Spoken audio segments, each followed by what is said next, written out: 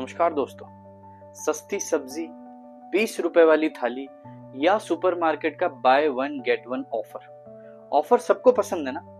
लेकिन क्या आपने कभी सोचा है कि इस सस्ते खाने की असली कीमत कौन चुका रहा है? इस एपिसोड में हम बात करेंगे कि ये फूड इतना सस्ता क्यों होता है, इसके पीछे एनवायरमेंटल और सोशल इम्पैक्ट्स क्या हैं, और हम और आप इस सिस्टम को कैसे समझकर बेहतर चॉइसेस ले सकते हैं। चीप फूड सिर्फ प्राइस टैग से डिफाइन नहीं होता, बल्कि उसमें छुपी हुई असली कॉस्ट से होता है। क्या आपको पता है एक 20 रुपए का बर्गर बनाने के लिए एनवायरमेंट, फार्मर और वर्कर्स कितना सफर करते हैं? चीप फूड का मतलब है सस्ता पैकेट प्लस महंगा परिणाम।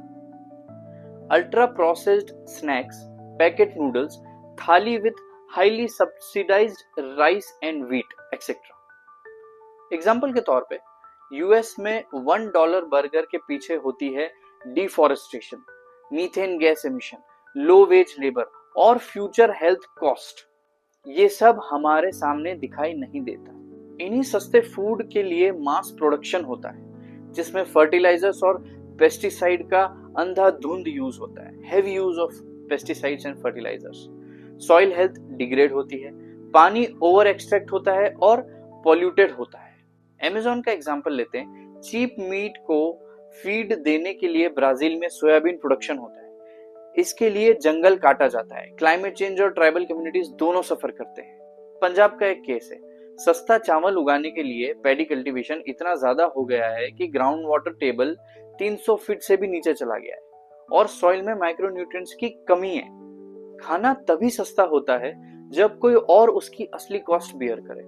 यूजुअली वो होता है फार्मर्स के थ्रू, जो कॉस्ट प्राइस पे भी नहीं बेच पाते, माइग्रेंट लेबर जो मिनिमम वेज से भी कम में काम करते हैं, और वुमेन वर्कर्स जिनको इनफॉर्मल फूड सिस्टम में एक्सप्लॉइट किया जाता है। फ्लोरिडा यूएसए का एग्जांपल है। टोमेटो पिकर्स को 100 रुपीज पर आवर से भी कम मिलता है ताकि वॉलमार्ट और मैकडोनल्ड्स चीप टोमेटोज यूज कर सके। इंडिया में इसी तरह लो मंडी प्राइसेस और डेट की वजह से 1995 के बाद 3 लाख से ज्यादा फार्मर्स ने सुसाइड किया, क्योंकि सस्ते फूड की पूरी कॉस्ट उन्होंने खुद उठाई। हम ये मान सकते हैं कि प्रोसेस्ड और पैकेज्ड फूड सस्ते हैं, पर हाई शुगर, फैट, सॉल्ट से लाइफस्टाइल डिजीजेस बढ़ते हैं। ओबेसिटी, डायबिटीज, ब्लड प्रेशर और कैंसर जैसे इश्यूज कॉमन हो गए। फास्ट फूड कल्चर लोकल और सीजनल फूड सिस्टम को रिप्लेस कर रहा है। WHO की एक रिपोर्ट है जो कहती है poor diet is now the number 1 risk factor for death globally, even more than tobacco. ये डिजीजेस सस्ते खाने की वजह से आती हैं, जो हेल्थ बजट पे प्रेशर बढ़ाता है। ये चीप फूड सिस्टम चलता है सब्सिडी और कॉर्पोरेट कंट्रोल से। सब्सिडीज छोटे किसानों के लिए नहीं, बल्कि लार्ज स्केल एग्री बिजनेस के लिए डिजाइन की गई है। फूड प्राइसेस आर्टिफिशियली लो रखने के लिए प्रोडक्शन में केमिकल्स, मोनोकल्चर और अनएथिकल लेबर यूज किया जाता है।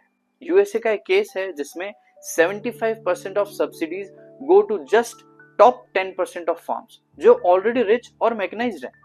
इंडिया में सिमिलरली एमएसपी का सबसे ज्यादा बेनिफिट पंजाब और हरियाणा के लार्ज फार्मर्स को मिलता है, ना कि ट्राइबल बेल्ट या ईस्टर्न इंडिया के मार्जिनल फार्मर्स को। सोचिए, अगर आपको लगता है कि 20 रुपए में पूरी थाली मिल रही है, तो जरूर सोचिए कि उसके पीछे किसान का क्या गया, मिट्टी का क्या हुआ और आपकी हेल्थ पे क्या इंपैक्ट पड़ेगा। सही रास्ता क्या है? किसान को फेयर प्राइस मिले, लोकल और सीजनल फूड को सपोर्ट करें, केमिकल्स और ओवर प्रोसेसिंग से बचा जाए, और कंज्यूमर भी अवेयर बनकर डिसीजन ले। कमेंट करें true cost matters. Next episode में हम बात करेंगे अर्बन फार्मिंग। क्या शहर अपना खाना खुद उगा सकता है?